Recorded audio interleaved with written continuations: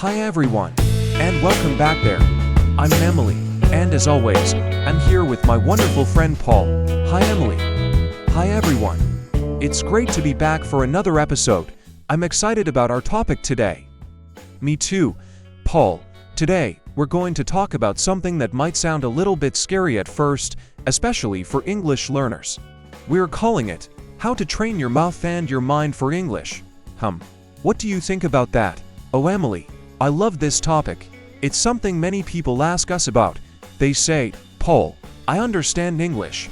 I can read it. I can listen to it, but I can't speak. Yes, exactly. It's a very common problem. Many people understand English very well, right?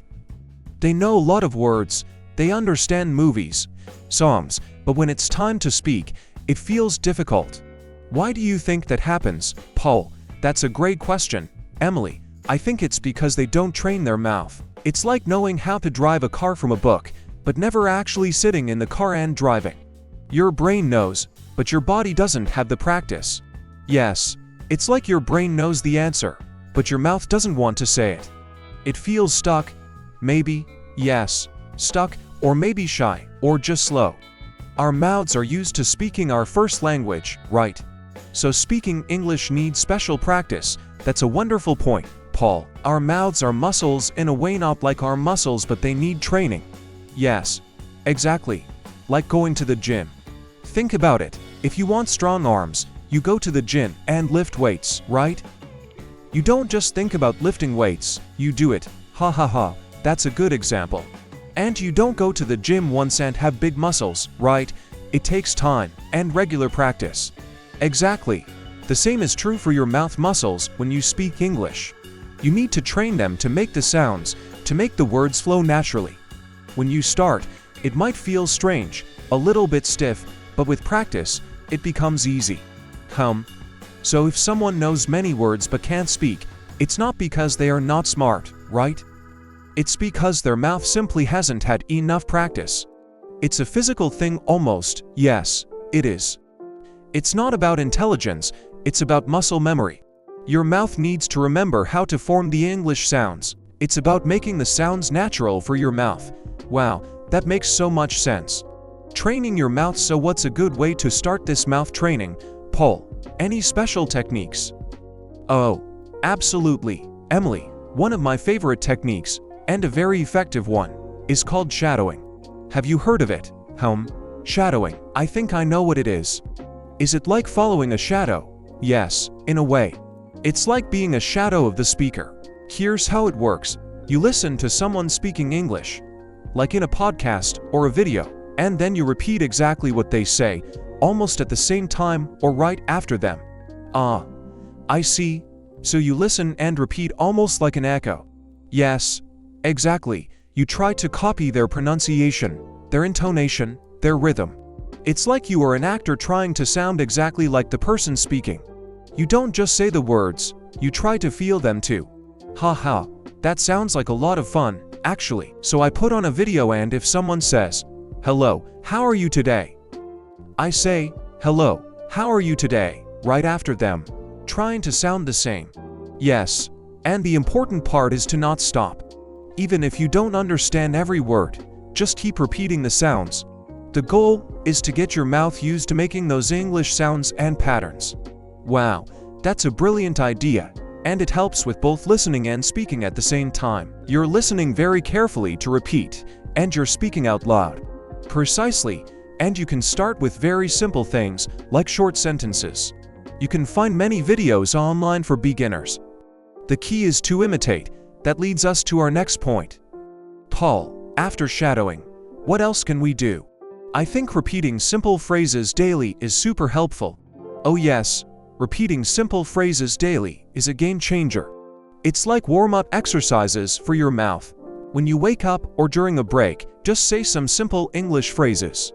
Yes, sometimes people feel like they need to say very complex things to practice, but it's not true. Simple phrases help a lot to unlock your mouth. Yes, Emily, for example, phrases like, "I'm ready," or "I can do it," or "let's go," even "good morning," or "thank you." Yes, and you can say them with feeling. Like if you are happy, say, "I'm ready," with a big smile. If you are a little bit tired, say, "I'm ready," in a lower voice. This helps your mouth and also connects words with emotions. That's a great tip, Emily. It makes it more natural. And the more you repeat these simple phrases, the more comfortable your mouth becomes with them. They become automatic, like when you learn a new song, right? At first you read the lyrics, but after many times, you just sing it without thinking. Exactly. These phrases become part of your English habit. And one simple phrases are easy. You can try longer ones, little by little. Now this next tip might sound a little funny, but it's very important. Speak out loud even if you're alone. Aha. Yes. This is my favorite one. People might look at you strangely if you do it in the supermarket, but in your home, it's perfect. Yes. Don't be shy. Your home is your safe English zone. You can talk to yourself in English. It might feel silly at first, but it's very powerful. You can talk about your day, what you're doing, what you want to do. For example, I am making coffee now. It smells good. I need a cup, haha. Yes. Or, I need to clean the house today. First, I will clean the kitchen, then the bedroom, or even just describe things you see. This is a book. It is red. It is on the table. Yes. And the great thing is you don't need a partner. You are your own best English partner, and nobody is there to correct you. So you can speak freely, right? The goal here is just to make noise in English, to get your mouth used to producing sounds. Even if you make mistakes, it's okay. It's your practice time. Exactly. The more you speak aloud, the more natural it feels. And your brain starts to connect the words with the actions or objects. It's very, very effective. Training your mind, so we train our mouths. Now let's talk about our minds. Paul, how can we start to think in English? It sounds hard, right? It can sound hard, Emily, but it's a process, step by step, little by little. You don't need to think about complex ideas at first. So not like, I wonder about the meaning of life in English, right away. No, not that. Start with simple words. When you see a glass of water, think water. When you feel hungry, think I'm hungry. When you feel cold, think it's cold. I see, so. Instead of thinking the word in my first language and then translating it to English, I just try to think directly in English. Yes. And it's okay if you don't know all the words, just use the words you know. And little by little, you can try to think in simple phrases like, I need to go to the store, or the weather is nice today. Wow, this seems very helpful because sometimes, when we speak, we are translating in our heads, right? And that makes us slow. Exactly. When you start to think in English, it changes your fluency. Your brain starts to work directly in English, without the extra step of translation. It's like a super highway for your thoughts. That's a great image, a super highway. So start small with single words, then simple phrases, and don't pressure yourself to be perfect. Never, just try. Every little bit helps. And you will feel your brain changing, becoming more English, making English part of your daily life. So we are training our mouths, we are training our minds. What else can we do to make English a natural part of our lives, Paul? Oh, this is fun. You need to make English part of your daily life. It's not just a subject you study, it's a language you live. Yes. So instead of just studying for an hour, how can we bring English into our normal day? Well, there are many ways. You can use apps for learning English, right? Just for a few minutes while you're on the bus. Yes, and videos. Watch short videos in English, maybe a simple cartoon or a news report for beginners, even with subtitles in English. It helps, absolutely. And audios. Listen to English music or simple English stories, and of course, podcasts like ours. Yes, like ours. Listen to us while you are cooking, or walking, or cleaning. The more you involve English in your day, the faster your progress will be. It's about immersion, Emily. Even if you are not in an English-speaking country, you can create your own English environment at home. Change your phone language to English. Read short news articles in English. Look at English memes. Wow. Memes, yes. That's a fun way. It doesn't feel like studying, but you are learning words and expressions. Exactly.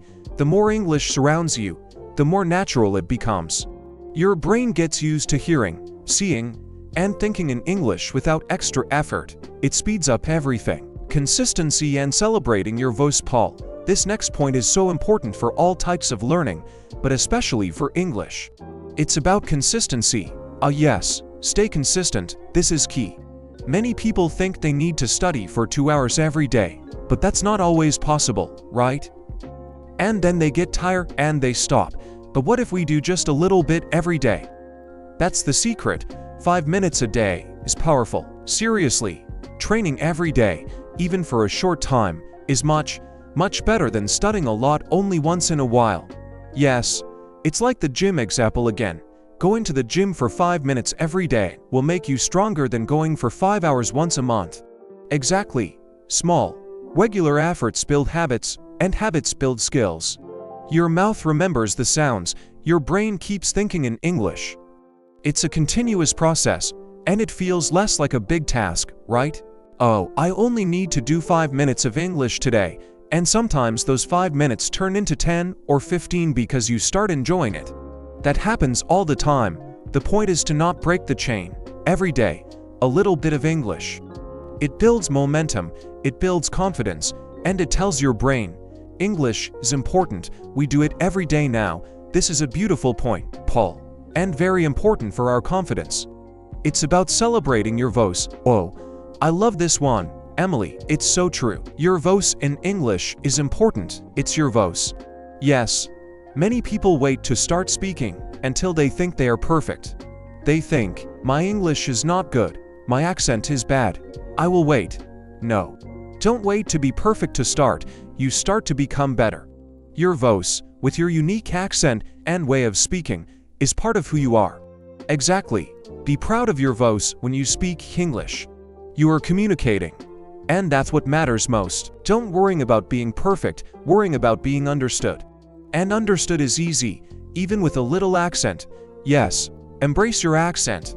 It shows where you are from, and it's unique. The goal is clear communication, not to sound like a native speaker from a specific country. And when you celebrate your voice, you feel more confident, you feel good about speaking. And when you feel good, you speak more. It's a wonderful cycle, it truly is. So next time you speak English, whether it's to yourself or to a friend, just smile and say, this is my voice, I am speaking English. Your brain will follow your mouth, Paul. This last point connects everything we talked about today, and it's very powerful. Your brain will follow your mouth. Wow, Emily, that's a deep thought. Can you explain more? Yes. Many times, we think we need to know everything perfectly in our heads before we can speak, but it's the opposite. So you mean when you speak, your brain actually learns faster? Yes, exactly. When you use your mouth to form words, to make sounds, to create sentences, your brain is working in a very active way.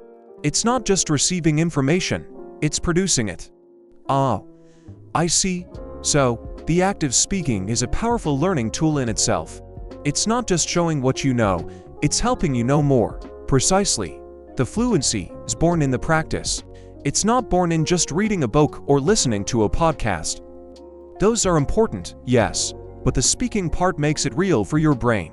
So by forcing your mouth to speak, even if it feels difficult at first, your brain quickly catches up and starts to make connections.